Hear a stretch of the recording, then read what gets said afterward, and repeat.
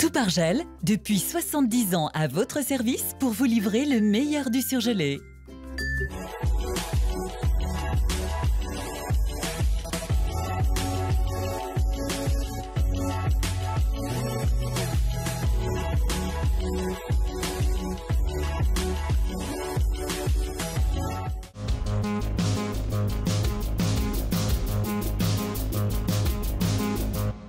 Le Pâté Bellecour se dote d'une première salle à écran LED. La future navette autonome du Citral a subi ses derniers tests.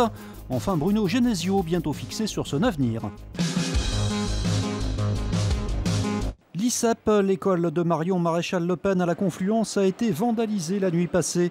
Des individus ont recouvert sa façade de peinture noire. Des vitres ont également été brisées et des serrures forcées. Dans un communiqué, un groupe antifasciste lyonnais a revendiqué ces dégradations.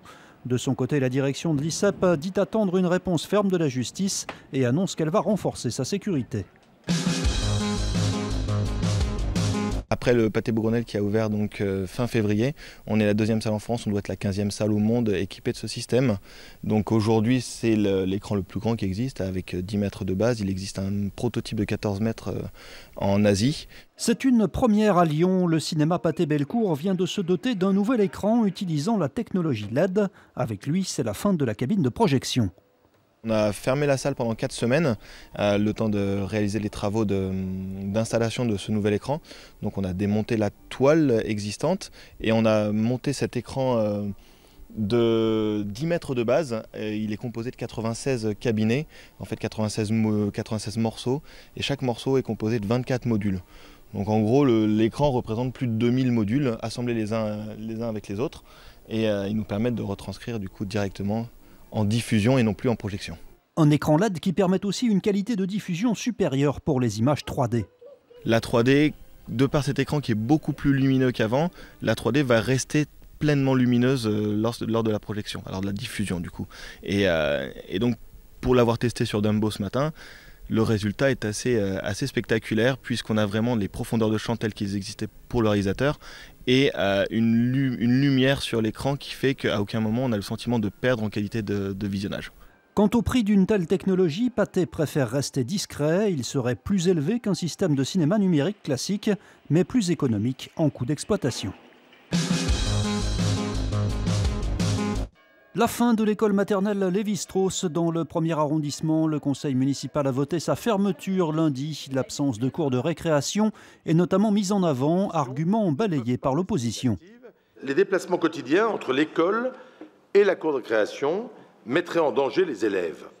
Cependant, lorsqu'on vous fait remarquer que la distance entre l'école Lévi-Strauss et la cour du musée des Beaux-Arts est de 240 mètres, et qu'à titre de comparaison, les enfants de l'école Michel Servet se déplacent quotidiennement vers l'école Robert Doisneau pour se rendre à la cantine qui est à 950 mètres, vous répondez « Ah, ça c'est différent ». La maire du premier arrondissement dénonce quant à elle les répercussions en termes d'effectifs sur les autres écoles à proximité. En quoi est-ce dans l'intérêt des enfants d'être orientés dans des classes qui comptent déjà en moyenne 27 enfants à Lamartine, 28 élèves à Servet, 25 enfants à Doisneau? Avez-vous prévu dans ces établissements scolaires l'ouverture de nouvelles classes? En quoi est-ce dans l'intérêt des enfants de ces autres écoles de voir mécaniquement l'effectif de leur classe augmenter? Mais pour la ville, l'argument principal en faveur de la fermeture reste la sécurité. On ne pourra pas assurer le confinement des enfants en cas de risque. Il est impossible de créer un bâtiment qui permette d'accueillir la totalité des enfants. Sur la sécurité, je veux revenir, Madame Perrin-Gilbert, à ce que vous avez dit lors de la commission. Vous avez largement critiqué l'ensemble des arguments sur la sécurité des cours d'école, en qualifiant notamment, et je vous cite, le risque terroriste de fort peu probable. Je le répète, et je n'en démordrai pas, la sécurité des enfants, à la fois sur le cheminement, à la fois sur le confinement, n'est pas assurée. À la fin de l'année, l'école maternelle Lévi-Strauss sera donc fermée. Visite sur le site de Transpolis dans l'Ain, une ville reconstituée en mode laboratoire pour tester ici les nouvelles mobilités urbaines. Ce matin, c'est la future navette autonome du Citral qui est étudiée en circulation. Sur le site Transpolis pendant 5 mois, nous allons tester la navette avec tout un système de capteurs, tester la giration quand on emprunte un carrefour, puisqu'on va emprunter des carrefours, tester les carrefours à feu aussi et la signalisation, puisqu'il y a un dialogue entre la navette et les feux. Alors déjà ici on fait des tests sur différents types de scénarios, des scénarios on va dire en mode nominal quand tout fonctionne bien, mais aussi des scénarios où on simule des mauvais comportements routiers. Cette navette doit desservir le quartier autour du grand stade de l'OL à Dessines. L'enjeu, c'est de pouvoir connecter le tramway T3 jusqu'à l'arrêt qui sera un arrêt encore à définir sur la commune de Dessines et qui permettra de connecter non seulement le Groupama Stadium, mais également l'ensemble des projets qui se développent. Une desserte prévue dès l'été prochain.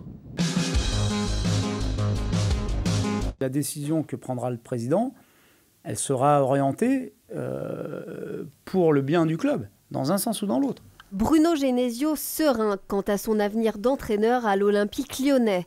Le coach s'est montré apaisé ce matin en conférence de presse alors que Jean-Michel Aulas doit s'exprimer mardi prochain sur la reconduite ou non de son contrat. Humainement, j'ai beaucoup progressé depuis 3 ans et demi. J'ai appris à prendre beaucoup de recul. Je me sens aussi bien que si j'avais encore 3 ans de contrat ou 4 ans de contrat. C'est une décision importante pour moi, pour mon avenir. Mais je ne pense pas à ça toute la journée, toute la nuit. Je pense à préparer mon équipe. Des rumeurs commencent en tout cas à circuler concernant son potentiel successeur. On parle surtout de José Mourinho. S'il doit me succéder, c'est avec une grande fierté.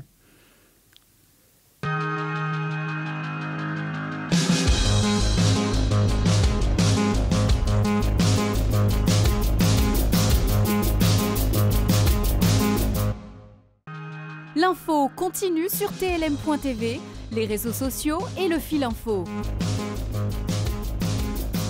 La météo